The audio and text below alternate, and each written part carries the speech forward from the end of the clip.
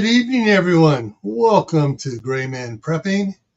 It is time for Survival Saturday. And tonight's topic, continuing with the event series, after the local mega disaster, what are your plans now? How's everybody doing out there? And oops, I got the wrong band. I wish it wouldn't do that. StreamYard has stuck a thing of keeping the one you last banner from your last live stream up, even though you used to just discontinue it and you have to start fresh. So yeah, that was the wrong banner up there. Sorry, folks. Where's the there's a proper banner for this channel. All right, let's get back over here and let's say hi to everybody. Oh, cool. All right, I gotta make a correction there on that one there. So let's see, that is a all right. So first one in was Walt Rogers, then Shady Hill Homestead, then Troop 1351, Phelan Clan Wolf, Suzanne Gallet. Scroll on down, and I'm going to stop here and Suzanne's comment. I want to put it up here. So Hurricane Irene was a disaster where she was at. Some roads were out for months. She lost a lot of work, so did other people. Okay, and that's one of the points I want to talk about in here. Angel's Homestead is in the house. Mad Chick Acres, Geeky Gardens. Yeah, that's a mega disaster. It's going to be hard to plan for. You know, with the governor a great nuisance there in California. Yeah, that makes it hard to plan on that one. It's the Marshmallow Man's in the house. Kathy D. Salt and Light. Venerable Owls here. Welcome. New member, new subscriber. Came over from Shadow Scout Swedes live this afternoon. And Angel's Homestead is now a channel member. All right. I'm going to have to add Angels to the list over here. Give me a second while I do that so I don't forget, because Angels on the not being a channel member gets extra gets be on the members only draw list. And so give me a second. G-E-L Angels Homestead. All right, there we go. All right. Yeah, Diana 2 just came in. All right.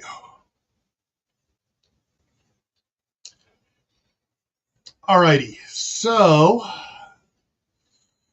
let's see here. That there. Let me go and save this and drop that down temporarily. There we go. Okay. It depends where you're at. Everyone says I'm in it. Well, 90% of the time, I'm not in the zone to worry about for Yellowstone, because 90% of the time the wind is blowing from me to them. So it's going to blow all the ash cloud and everything else away from me, and I'm far enough away I'm not going to get hit by any flying rocks. All right, let's get back to this. All right, so what do we got here? Oh, yeah, warning, danger, Will Robinson. Possible fantasy fear porn Kool-Aid drinking zone ahead. Then again, maybe not. Because everything we're discussing here has at least a 1 in a billion chance of happening. All right, causes for a local mega disaster.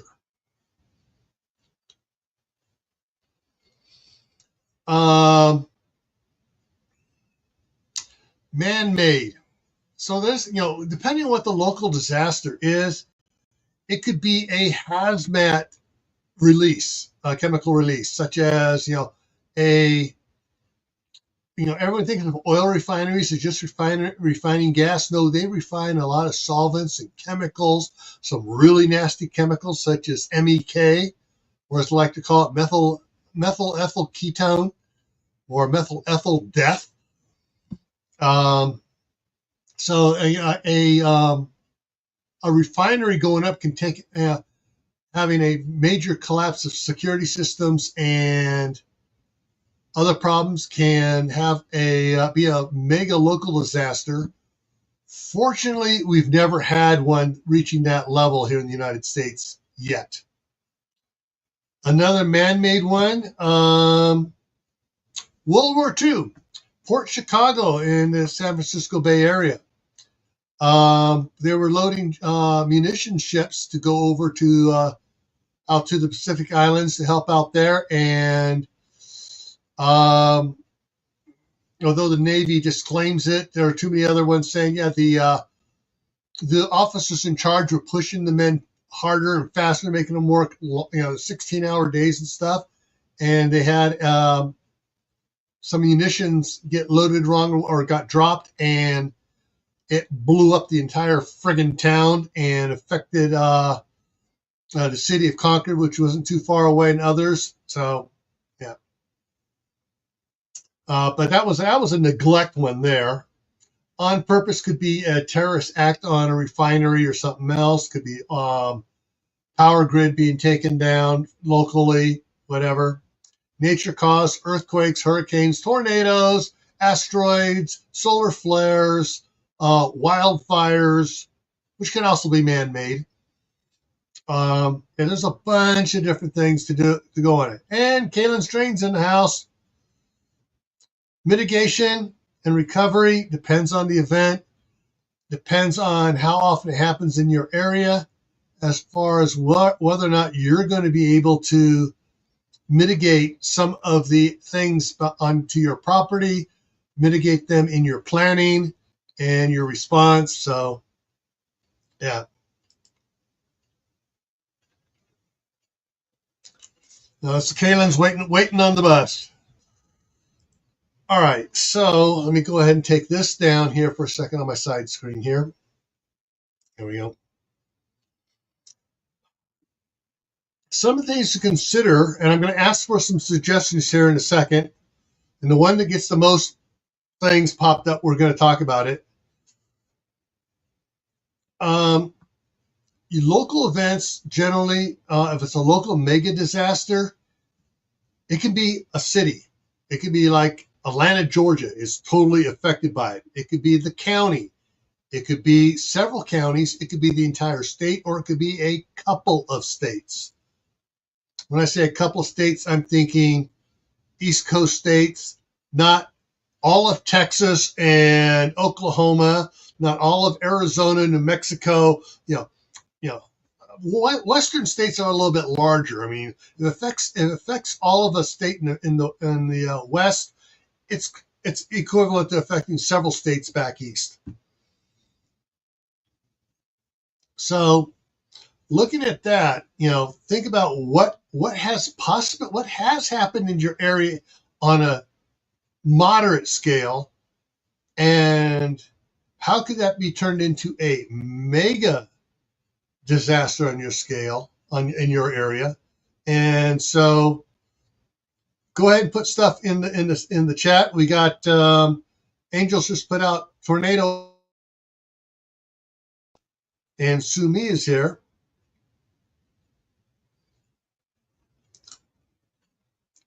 Utah Mike just came in.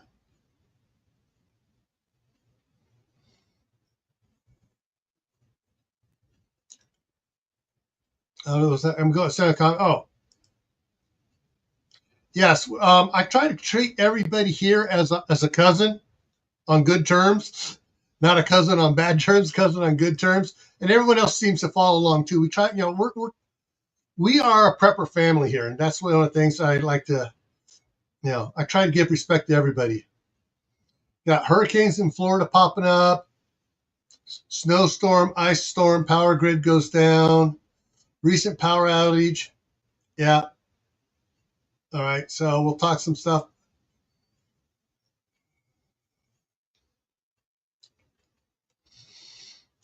And just reading some of these ones here. Okay. Kaylin says, for example, the 1993 flood that swamped nearly all of Iowa. Yeah, that she says that was SHTF for us.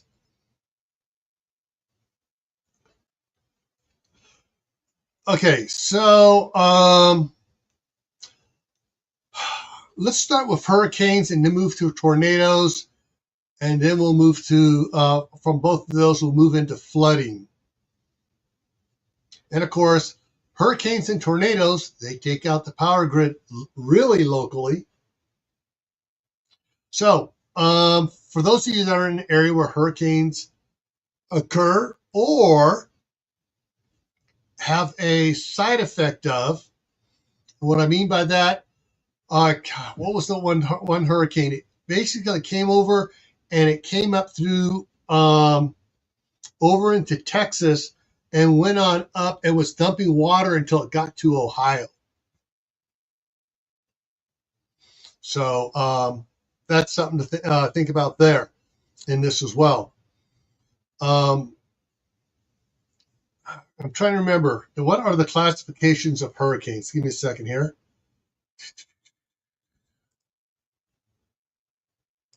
Oh.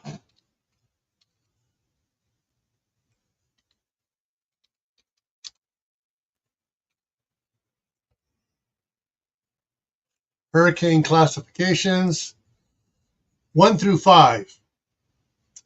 And I have a problem, and I've always had a problem with tornadoes and hurricanes as, oh, this is the maximum level it can be. I'm sorry, Mother Nature doesn't play that way. And when you get to like a class 5 category 5 hurricane. Let me get it. All right, now let me just go through this first. Okay, category 1 is 74 to 95 miles an hour. Category 2 is 96 to 110. So that there is 14 mile an hour spread for a category 2. Category 3 is 111 to 129. That's an 18 mile an hour spread for the winds. Category 5 is 130 to 156. So that's a 26 mile an hour spread.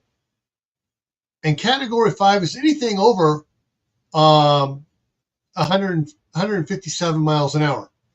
I'm sorry. You're going to say anything from 157 to 250 miles an hour is the same category? No. Personally, I think it needs to have some ones in there. Yeah, a category 6. Start that at 185 and run that up to 210. And then category 7 is 211 and above. You know,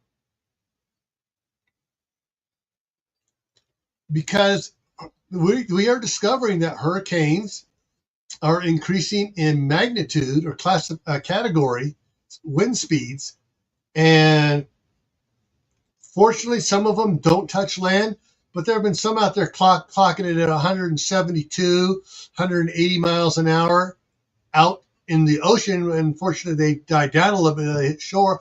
What if those don't? What if we get a 210 one that hits shore? CUCV Farmer, welcome. So that even sticking with just a basic category 5, hitting an area and doing the unthinkable. It's all right, say it hits Georgia and then it stalls out over Georgia and it stalls out over Georgia and it stalls out over Georgia for hours on end before it goes away. That's going to be a, that will become close to being an SHTF situation for Georgia. The state government may collapse on that for a while. Yeah, it may take them a week or two to get, or longer to get the state government functioning again. So if you have something like that that hits your area,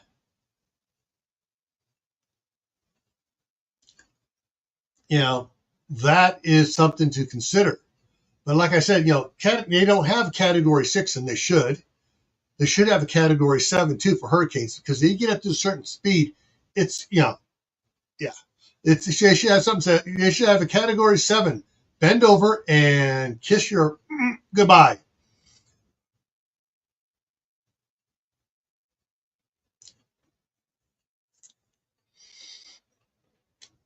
The thing is with that, if you have something massive like that, a category 5, just parking over a state or bordering on 2 states and stuff, and it just sits there and doesn't move for hours on end. Utah Mike is here. Sue Me just came in. I don't know if I said hi to Diana too.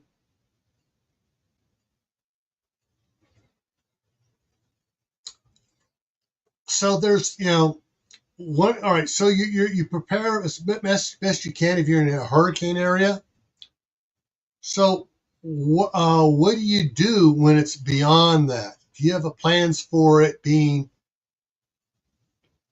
really bad? One of the things that I think everybody should have in their base plan. All right. Your base plan is your general preparations. Not, you have your general plans and your general base plan, and you have plans for hurricanes, tornadoes, wildfires, earthquakes, but you have your base plan for your basic needs and everything else. And then it also includes your communications plan. So you should also have a money plan in there. Basically, you set up, you have either 1 or 2 months savings to cover all your expenses, normal expenses for 1 or 2 months, in case you can't go to work for a while. I know my brother had stuff set aside for 6 months. He never ever had to use it, but he had a savings account set aside with 6 months worth of income to cover everything going south.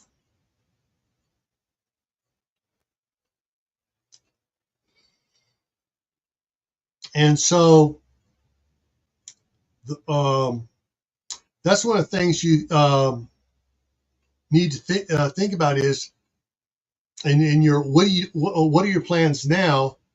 Do you have plans for not being able to go to work, not being able to get to work? Your job may still be there, but right now infrastructure predicates that nobody can get to work in your area because roads are out, bridges are out, everything's wiped out for a while. So that's one of the things you need to plan on, is making sure that you can pay your bills, because the bills aren't going to stop. Your mortgage is still going to come due every month as clockwork, and if you start missing payments, they can foreclose. Banks nowadays will foreclose on you on the drop of a hat.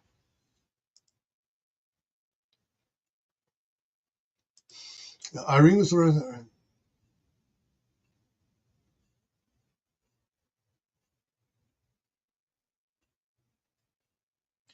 Yeah. And like Utah Mike said, category 5 can't survive over land, needs warm water. Well, it can't survive entirely over land, but if it's bordering the land, so like the eye of the hurricane is on the shoreline, so part of it's bringing the warm water in off and bringing it on shore, and it's just sitting there stalled out on land, it can.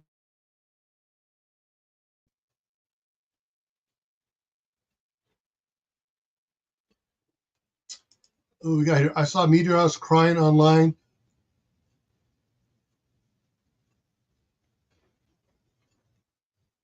Yeah.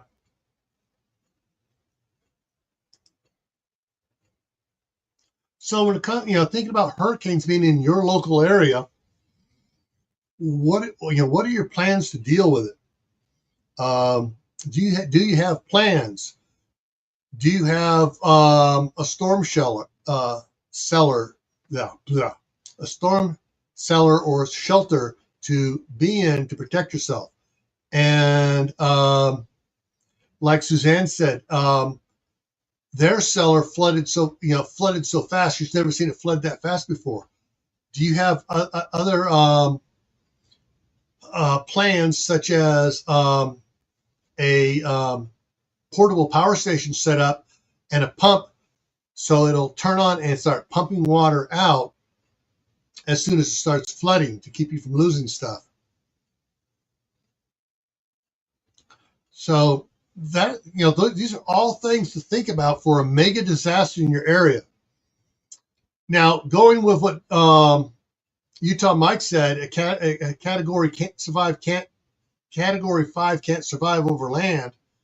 However, there was that one storm that came up through Texas, and it turned from a hurricane into a, a category 5, a category 4 rainstorm, as it went up, and it went all the way up into Ohio and was dumping horrendous amounts of rain up in Ohio. So, I mean, that happened. And it was that last year or the year before? Because I know if Tibor was in here, you could tell me, because he saw it and go by.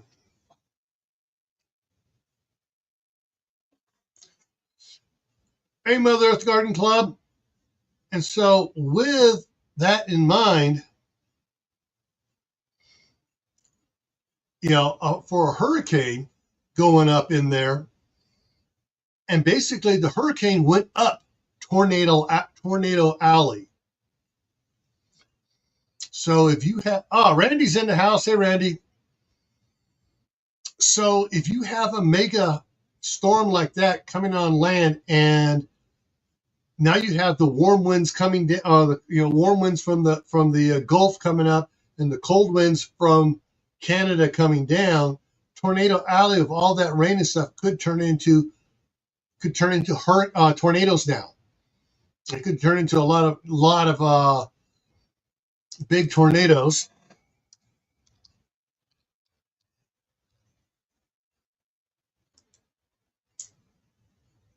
And tornadoes have a scale rating of the EF scale. And this was not giving me the full information like the other one did. Thank you, AI, for dropping out the information. At least with the hurricanes, it gave me each of the ones. There's EF 0 to EF 5 for tornadoes, based on estimated wind speeds and the resulting damage. Let's see, let's see if this will give me it here. No, I ain't gonna give me the damage it on that. It's not giving me those. It's not giving me the speeds for the EFs on it. But if you got that much of energy coming on the shore through Texas on up into Tornado Alley, and then the warm cold weather acting on it more, you can wind up with some EF5s going up through Tornado Alley. And it's as big as hurricanes get sometimes. As it starts to break up, you could have several ones miles and miles and miles apart form.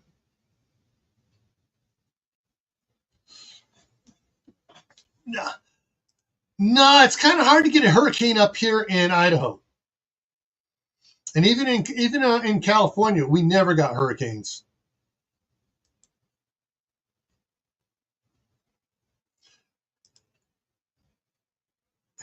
Yeah, yeah, I agree. I don't like tornadoes either. Even though you get some warning. No, I'm sorry.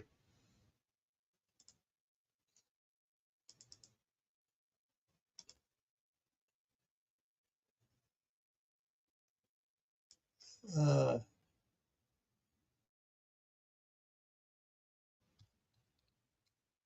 wind speeds. Okay, now I got it to show it. All right, so a tornado, an EF0 tornado, has wind speeds of 65 to 85 miles an hour. An EF1 has it from 86 to 110. EF2 has 111 to 135. EF3 is 136 to 165. EF4 is 165 to 200. And EF5, that was EF4. EF5 is over 200 miles an hour.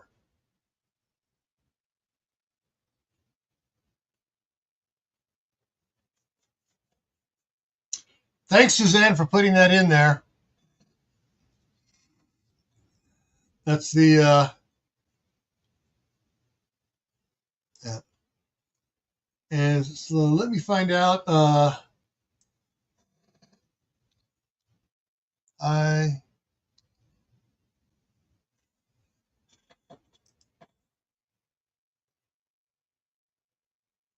highest wind speed ever recorded was 253 miles per hour during a tropical cyclone Olivia on April 10th, 1996 at Barrow Island, Australia. And I believe the difference between a cyclone and a hurricane is which ocean it's on, and it causes the way to go.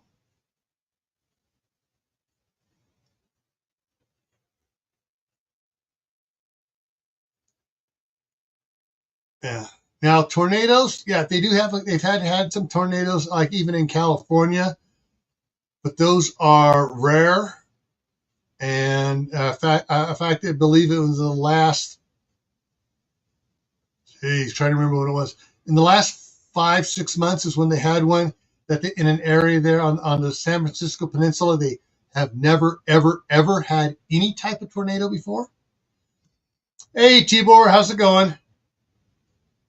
So, tornadoes scare me more than hurricanes do. With, over 200 mile an hour winds, reaching down, grabbing cars, cows, trucks, houses, anything else, and creating a spinning wind of debris that shreds whatever it hits, that scares the crap out of me. That's one of the reasons why we never even considered Oklahoma or Nebraska and some of the other states there around Tornado Alley for retiring to.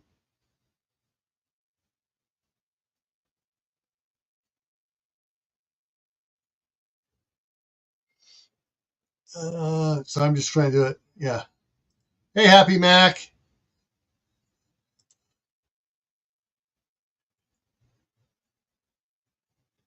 And yeah, Randy agrees they suck. I think everybody agrees tornadoes suck in more ways than one. They also suck everything up off the ground, throw it around. All right. So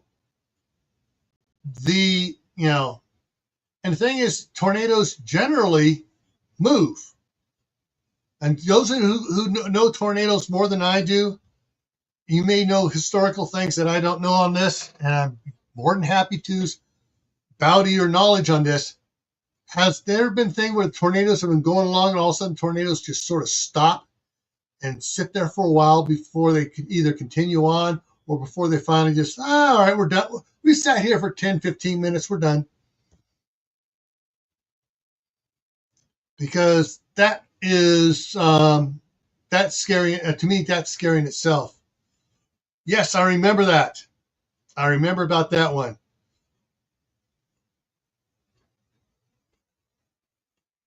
It was a 5 and 1 mile wide. Oh, they've done that. They slow down, stop, and just stay there until they dissipate or stop for a while and then move on again. That's scary, folks. I'm sorry. I mean, those aren't in tornado country. That should scare the crap out of you. For those that are, that should really scare the crap out of you.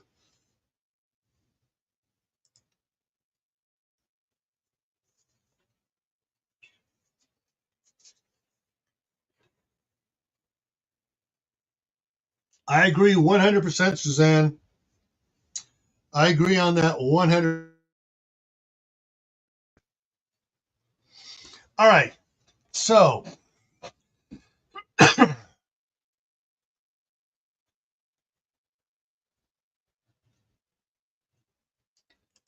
yeah, my house here has tornado tie downs on it, but still, yeah. I wish we had a full basement.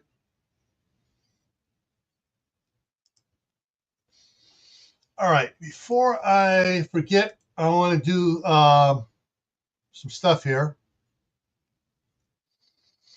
All right, so I gotta add angels to the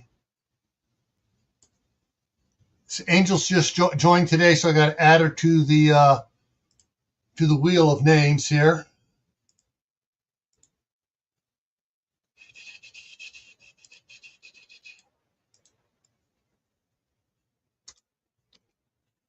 All right. All right. So before I do wheels on names, so I'm just going to do regular one here for a. And let me get my notepad out here to write something to write on here, so I don't screw this up. There we go. And get my where's the pen? Where's the pen? Over there. They're all over there. All right. So this first one is going to be for a $2 Amazon gift card. All right, this is going to check, those of you who just joined, you're going to be at a little disadvantage for this question, but um, you'll learn stuff as we go along. I pull this up now and then. All right, everyone. So as soon as I start the question, you go ahead and start typing the answer if you know the answer. The first one that shows up on my StreamYard chat here will be the winner. Okay, so what is my wife's nickname?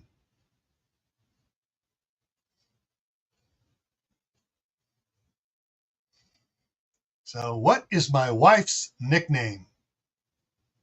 See how fast it pops up here.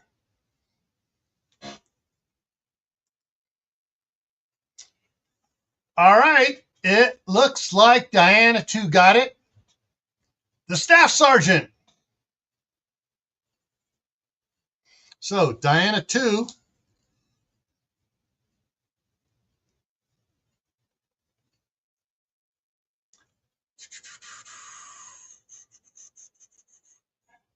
All right, and so actually, we put something up here. So, Diana 2, send me an email that so I can send you a electronic email you the a gift card for Amazon for $2.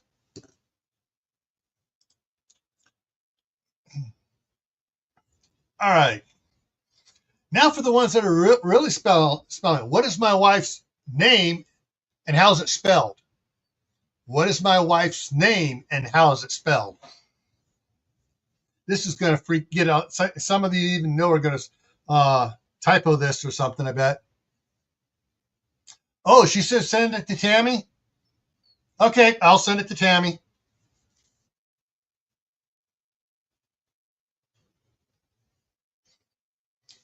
Kaylin got it. Kaylin got it and got the correct spelling on it. Yeah. Yes. Chris used to joke when we first got together. There's no, because first time she said Chris and I spelled it with an H in it. She goes, "There's no H in my name. My dad kicked the H out of me." All right. So that's for Kaylin. Yeah, got a $2 Amazon gift card for Kaylin Strain.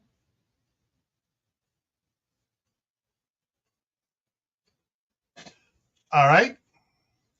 Okay, and we'll do a few more minutes and then I'll go to the wheel of names here.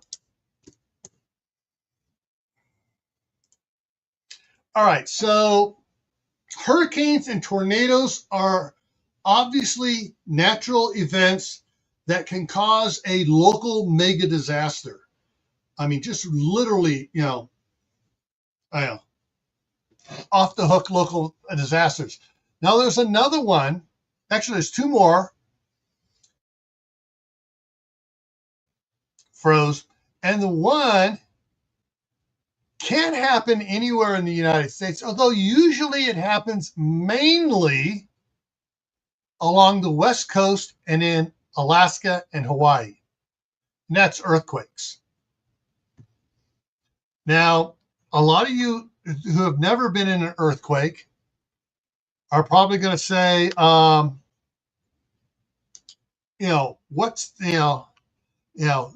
tornadoes aren't that bad. We get a warning on earthquakes. You don't get a warning. Yeah, I know. I've been through several, a 7.1, 6.9, 6.5. I've lived through a bunch of them. And to me, yeah, it's, I break out into song. I do. And it used to tick my mom off because that song, I felt the earth move under my, I started singing that. She goes, shut up!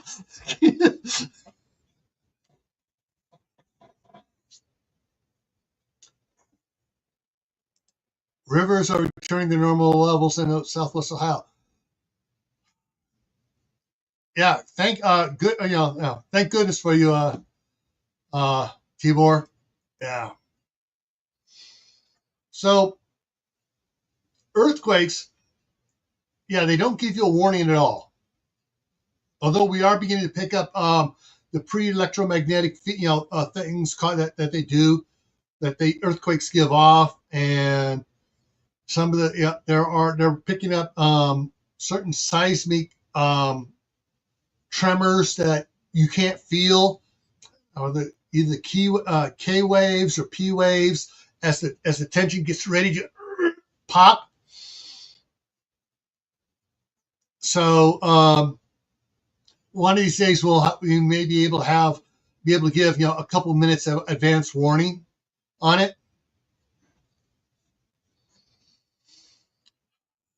But earthquakes, I mean, yes, we've all all right, Southern California, there was the Silmar earthquake where freeways collapsed and everything else, and a lot of damage. In fact, the one hospital had two wings that had been built on as additions to it. Both those additions just fell off the main hospital. Multi-story hospital. I think it was 5 stories. And shifting, major cracks appeared in San Fernando Valley and stuff. Then the North Ridge, not too far from the Silmar earthquake, hit, and the same freeway overpasses that they rebuilt and stuff came down again. And there was even more damage. A lot of gas lines and water lines were ruptured in the streets and stuff. Oh.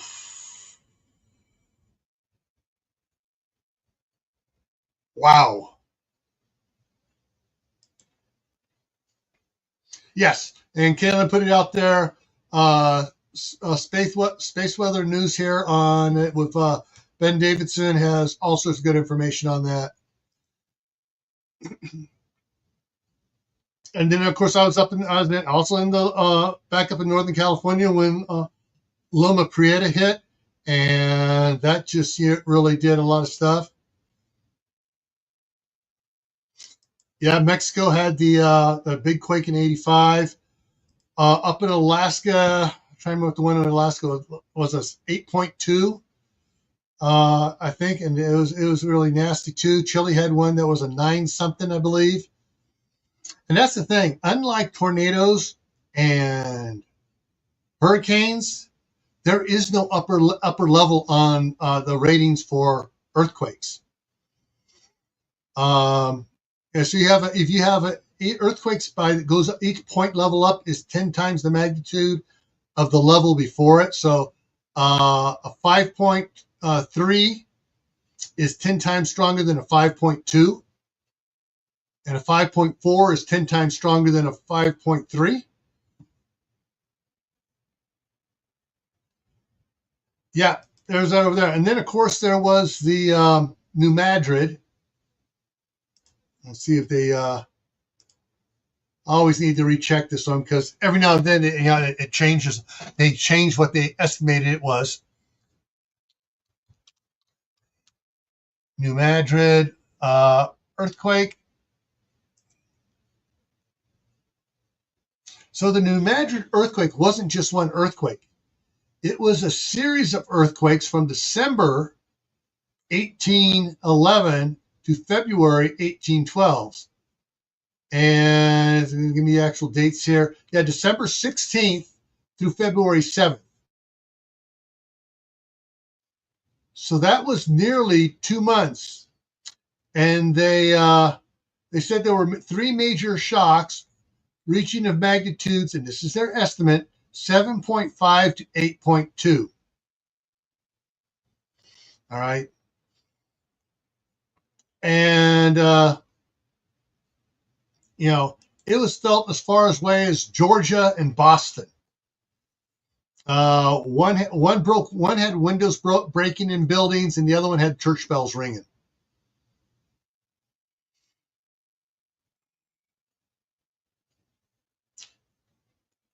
And the epicenter was in the 2016. One was an epicenter in what is now northeast Arkansas. And what does it say where the other ones were at? It was all around the same area. The February 7th one epicenter was near New Madrid, Missouri. The January 23rd shocker was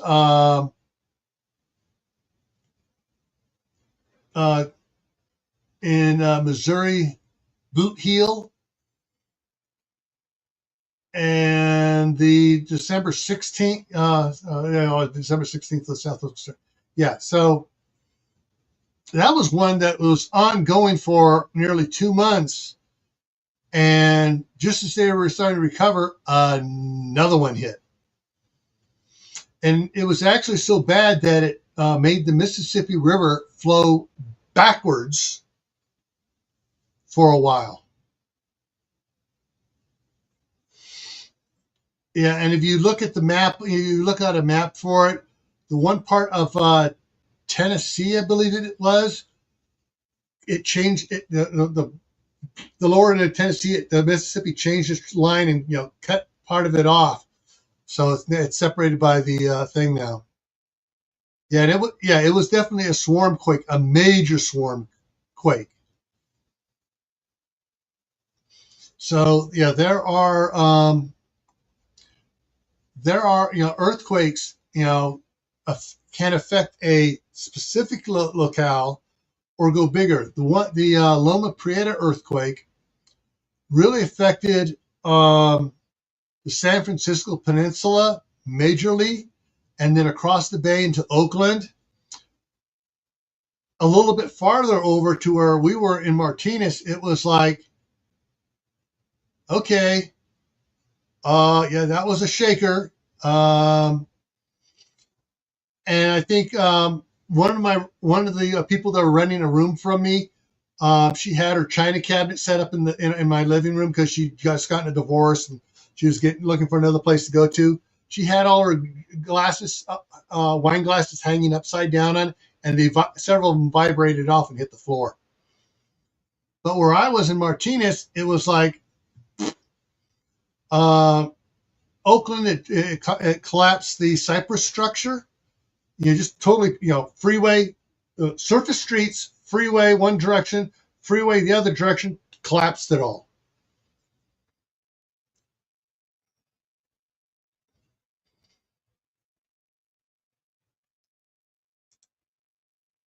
And Northwest Tennessee, crazy. Oh, so it's a sinkhole under Rio Foot Lake.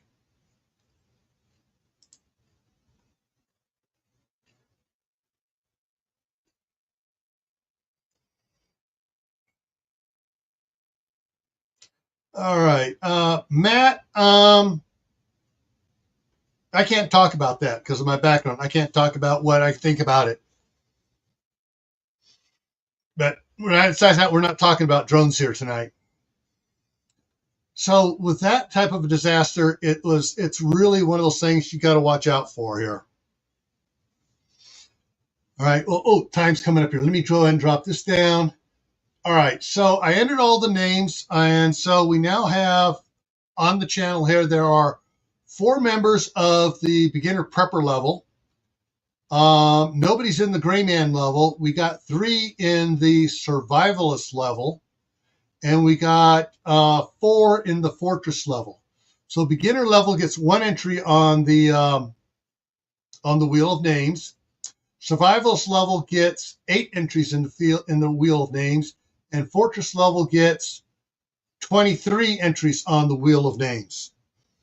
All right. So because by how much they spend, they actually get so many entries. Anyways, so let me bring this up here. Oh, actually, hang on. Let me redo this so you can. Okay, present, screen, share. All right, there we go. Now it'll save that, and let me get rid of the banner here. Take that one off. Okay. All righty. Oh, Daniel Berry Sports Highlights just came in.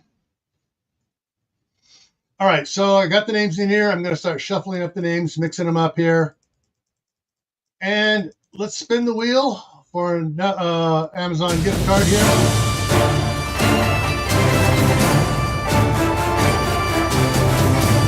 Now, the fortress level people do not have to be present. Everyone else has to be present.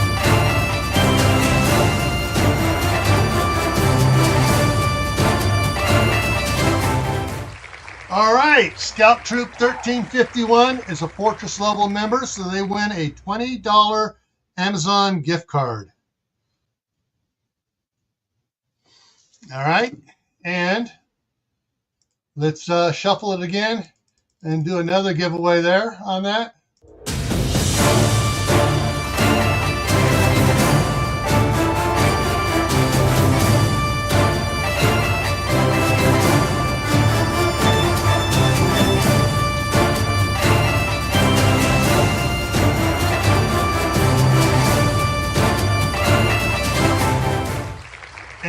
Walt Rogers got a $20 Amazon gift card.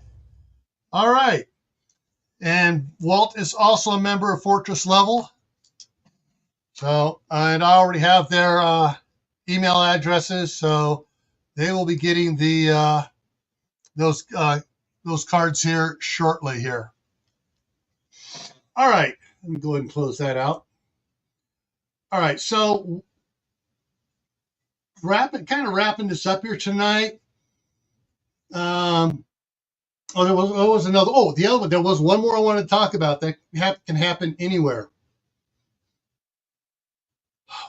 Wildfires. We've all heard over the last several years all the wildfires in California and like Pacific Palisades burning out the entire area. Several years back, it was up in Santa Rosa, Northern California, down by the Long Beach area, and down towards San Diego area. They had fires down there and stuff. What most people don't know about was the Montana wildfire, where areas outside the major cities, they were saying that practically the entire state was on fire. Then a couple years ago, Canada had some major wildfires going on up there. And down under, Australia had huge wildfires just burning their areas as well. We've had some wildfire in Iowa. Yeah, and that's the problem. Part of that, the cause of that, is modern man's, civilized man's, oh, we need to keep it from burning the grasses off because that's not ecologically sound. Well, what happened when we weren't here, when it was just the Native Americans? Geez, a lot of the tribes set fires early to burn the grasses off to keep it from becoming a big problem later on. In California, Mount Tamalpais, the native Indians burnt it twice a year. Twice a year. And there was no wildfires up there because they burnt it. And they had small fires. They would burn small areas and, didn't burn enough. We're going to burn that one next week. And they would burn areas until they burnt it all off. And guess what happened? They had all this luscious green grass coming up, meadows, lots of deer, lots of other wildlife and stuff. And it was healthy soil, healthy forest, healthy everything. But, the idiots who think they're smarter than Mother Nature go, oh, we've got to stop burning it and stop the fires because that's not good. No, fire is good. Fire rejuvenates the soil. And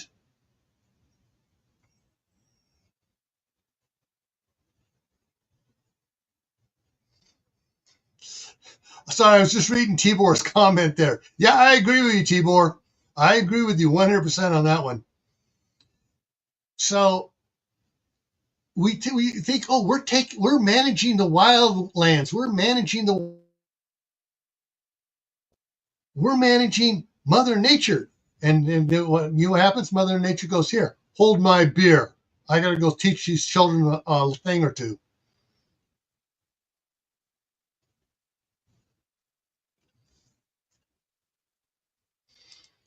Our governor fired the forest leader because he didn't do enough prescribed burns. Yeah, I mean, that's the thing is, and if you do a lot of burns every friggin' year, the prescribed burns are going to be easy to control because there's not a buildup of fuel, of weeds, of brush, of other dead wood laying on the ground and stuff. So wildfires, you may in a nice area. Oh, this is nice and everything. Oh, look at all the beautiful trees. Yeah, we can't go hiking in there because it's got a lot of brush under there. That's a danger sign. And when when the perfect mix hits, low humidity, winds, a lot of fuel, and then either Mother Nature strikes lightning or an idiot goes out there, hey, I'm going to go camping and not worry about putting the fire out when I'm done, or I'm just going to go start a fire. I'm an arsonist. That is what causes problems. And there's some things that, that's what, they found out some of the ones down there in Southern California where arson started. And the problem is with those things, they like you say, and some this last fall in California, it burnt into city areas, or it started in the city, in the wildlife refuge in the city area where they never did any burns because, oh, there's this endangered flower here. It's the only place it grows. Well, guess what? That endangered flower is totally gone now because it burnt everything out there because they wouldn't take care of it. Whereas if they do control burns, that flower was used to be burning and its seeds would drop and the seeds would come up. Well, this time the fire was so hot, the seeds all burnt off and they don't expect that flower to come back. And when a fire gets next to areas, it's just absolutely, areas next to urban areas, it's absolutely insane. Let me see if I can bring something up here for you guys. Just a quick thing.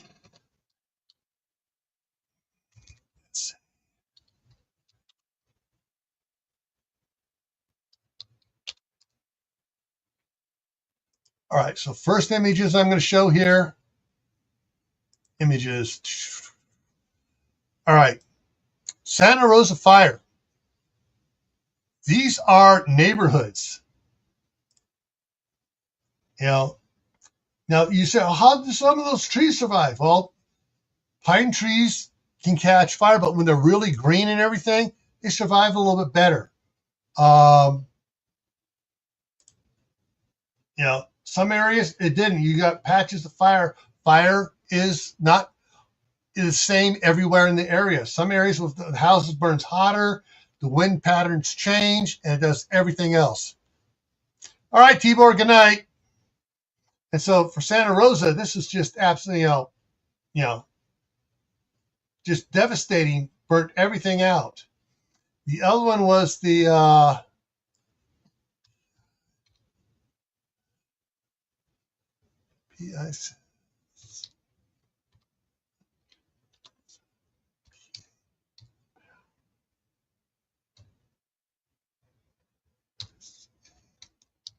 I'm not sure if I'm spelling that right. We'll see if it comes up. Thank you. Proper spelling. Yeah, I mean, you see the fire going through there, and the heat would just would just go up and just travel, and it would totally burn out neighborhoods and just travel through everything. Just that's the smoke from the fire, just totally burn everything, burnt to the ocean, and whole neighborhoods were wiped out. Yeah. So, wildfires is one of those ones that, to me, is kind of scarier than all the rest of them. Yeah, fire creates their own weather. They create their own wind patterns. They create what's called a firestorm, and yeah.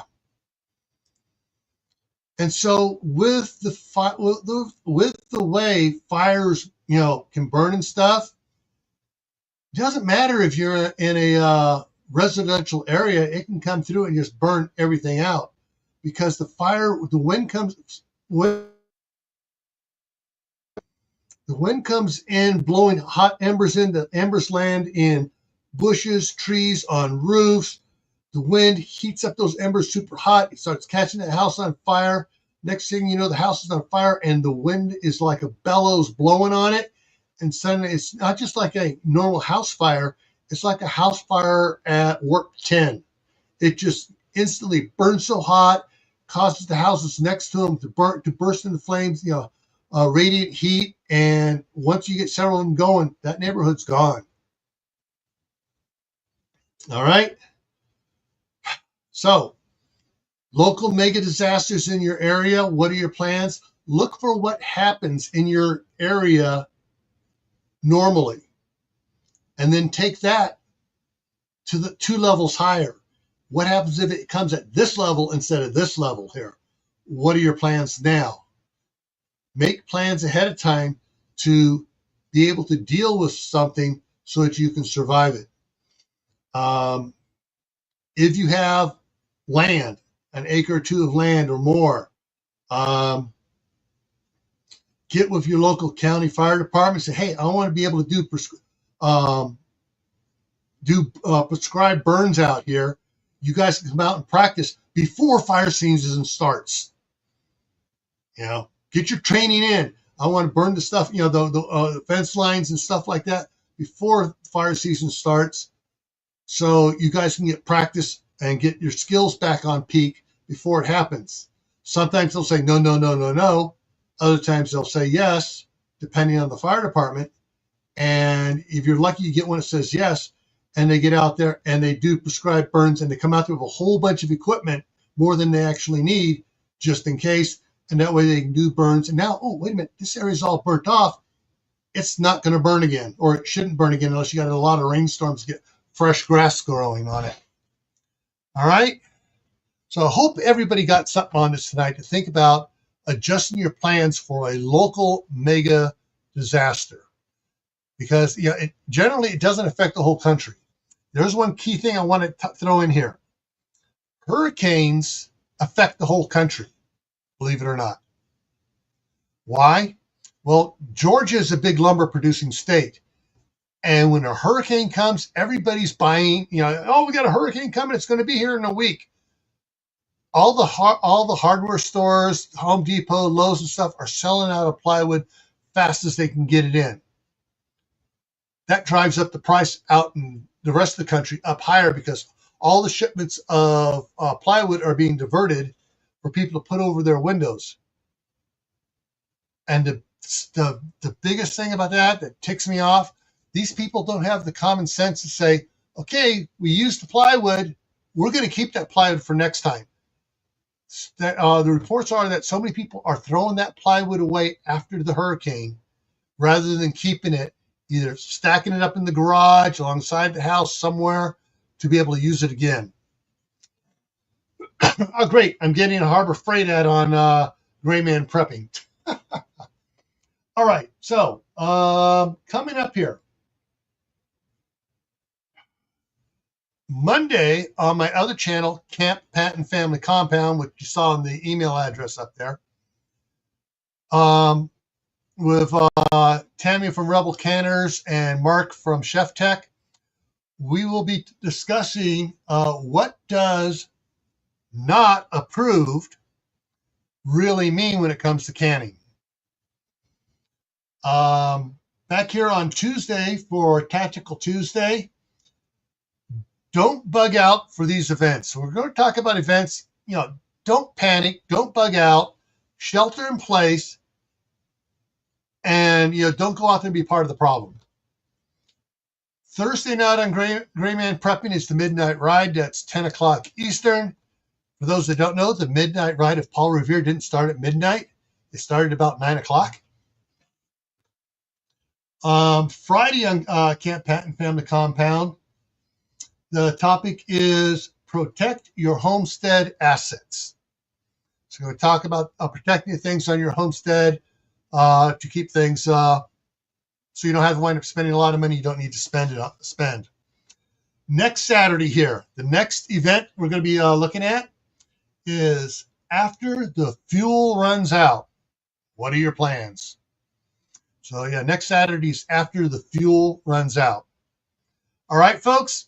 Thanks for coming in. Thanks for being here. Congratulations to Diana 2.